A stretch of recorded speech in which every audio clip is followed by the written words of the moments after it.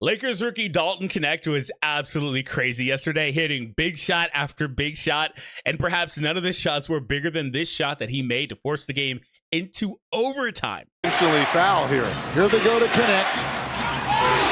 He'll try to tie. Yeah! Dalton Knecht!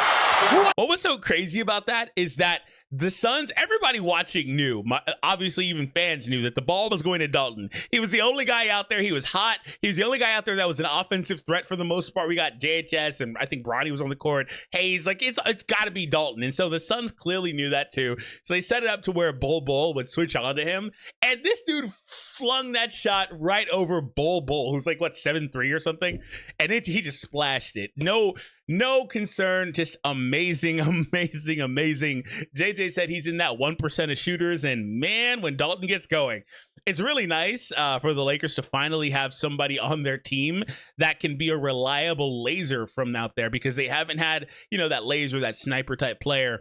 They've had other guys that kind of are close, but they haven't really had that guy that's like, just run a set for him. He's going to get you that three, and it's going in a lot of the time. Every time he shoots, it feels like it's going in. So I am super high on Dalton. It's unfortunate because he is a little bit of an older rookie at 23, probably one of the oldest rookies in the entire class at that age. And we saw something similar with AR a couple of years ago where he's now 26. But regardless, teams typically shy away from going after these older guys because you can't get them in your system at a younger age, develop them the way you want to, spend more time with them, have them in your system longer, right? Obviously, you get them at 19. You got them by the time they're, 29 and something like that, coming off their second contract. They've been there for 10 years, right?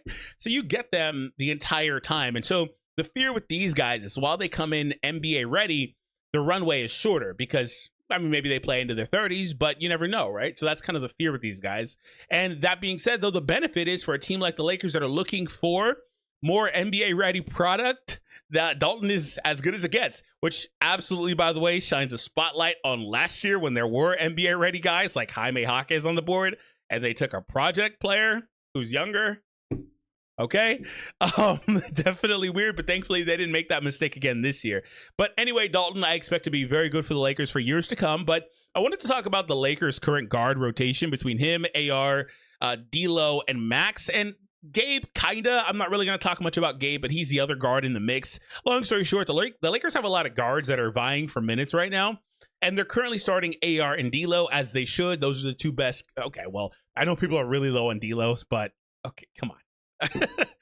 He hasn't been good in preseason at all, but come on, right? Eventually, maybe Dalton gets better, but come on. Okay, so anyway, those are the two main. Somebody's mad already. Those are the two best guards in the roster, right? So that being said, it makes sense for them to start. But I will say that between these two, there is some redundancy. It's funny because I think this is just like a white guy thing, but people try to compare these two guys. They're not at all similar players. They're literally not. You don't like some people were saying with Dalton going crazy yesterday that Austin is expendable. They don't play at all similar. Like they're not. Austin's more of a ball handler. He can run the offense for you.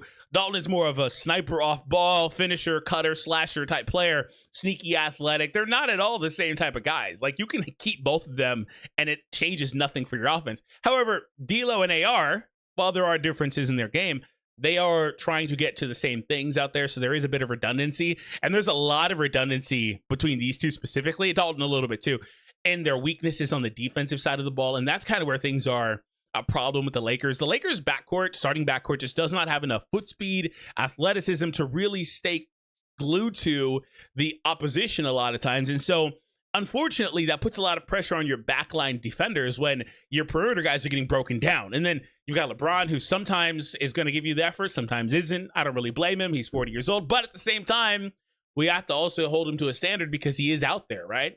Rui doesn't have the foot speed either. He can kind of body up, but he doesn't have the foot speed. And so that puts a lot of pressure on your back line. And so that's also why the Lakers were so in on somebody like DeJounte Murray, who has the ability to stay in front of some of these guys and is more athletic. And then on the offensive side of the ball, while these guys are amazing, they're going to get their points, they're going to do what they do.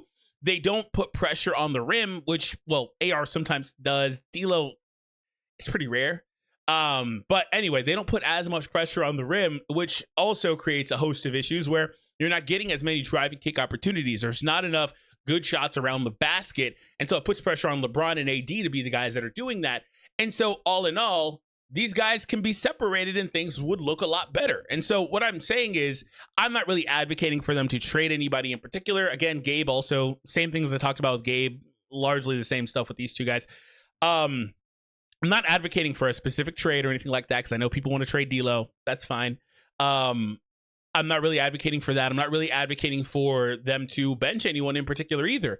But I think that if you bench one of these guys and plug in Max, then you have a little bit more cohesion with the ability to have somebody out there that can be more of a defender and can take that primary assignment. Because with the current lineup, it's got to be AR with this current starting lineup. And he at best is a neutral defender. He used to be a bit better when he had less of an offensive load in his first couple of seasons. But now that he's expected to be a 16, 17 point per game guy, handle the ball a lot, the defensive consistency did go down a bit. So I think right now he grades out as a negative defender. D'Lo, I mean, never really been a positive as far as I remember. But that being said, Max does help fix that a decent bit.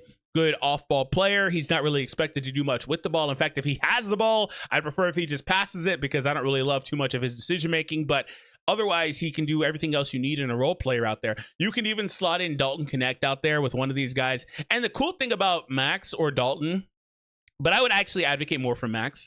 The cool thing about them is that you can say AR and Max, or you can say D'Lo and Max, and then bring the other guy off the bench, right? You can do something like that, and it works pretty much the same. I remember looking at the stats from last year when they did that, when they separated AR and D'Lo and plugged in someone else, it was graded out largely the same. So you could do that and have success with it, right? Now, the tricky thing is the Lakers went on that crazy run in the last 46 games of last season where they were absolutely dominant. They were one of the best offenses, had one of the best records, were one of the best teams against the best competition in the league. Like, a lot of their stuff grades out super duper positive for the last 46 to 50 games of the season. And that's a very big sample size. And so there's somebody that, you know, people are pretty down on, but they're definitely better than people think. And they did that with the starting backcourt, right? And Rui and LeBron and AD. That's when they had the most success, right? So that being said, you can make an argument to kind of keep things the same. And you can do that. You can definitely do that. But you've got to find ways in between the game to sub in some of these guys. Also, the Lakers are very thin on the wing positions. They've got like Dalton. They've got Max. These guys are, what'd you call them? Is swingman still a term that we use? Isn't that like 2-3? Do we still use that term? Because anybody that plays on the wing is technically a wing. Like, you know, so there's that. 2, 3, 4, you know, guys that it is what it is, but they don't have a lot of those guys. It's basically these two, and then Rui, Vando, and LeBron, and then everyone else is a guard, and then there's a couple centers. So, like, there's not a lot of these guys. And so what's going to wind up also happening is you're going to have configurations where it's AR, D'Lo, and Max at the same time, or AR, D'Lo, and Knecht at the same time. That's going to happen a decent bit, and I'm not a huge fan of that because I think that you're probably just giving a little bit too much depending on who the other guys are on the court on the defensive side of the ball. Because Dalton, he's an athlete. He's a very good athlete, sneaky athletic. He will get to the rim and he will yam it on somebody. But he's not able to use that athleticism, at least at this time, on the defensive end of the court. He's not creating defensive mistakes, things like that. So I think you would need, if you had a configuration like that, I think you'd need Vando. Vando is extremely important to this team because he's largely the only guy on the roster that does what he does, right? So, and there's a little bit there with Cam where if he locks in on defense, he can kind of do that. But you can start kind of like pulling hairs after that a little bit. You got Max a little bit, who's funny because Max is like our only pure 3-and-D guy on the entire roster. So, like, it's kind of weird. So that being said, I do think that if it wasn't clear, the point of today's video was just trying to figure out what the Lakers should do with their backcourt guys, because they've got a lot of guys that want minutes. And so I'll leave it up to you guys. What do you think they should do? Should they look to trade someone? I feel like that's where most people are going to land. Is the problem remedied by subbing in and out somebody from the starting lineup? Does that fix the issue? Does that make things better and easier for them to kind of figure out exactly how they want to do that? I think that's definitely possible. Let me know down below. If you guys enjoyed this video, make sure you click on this other Lakers video on the screen where we cover some awesome news you're definitely going to want to hear about.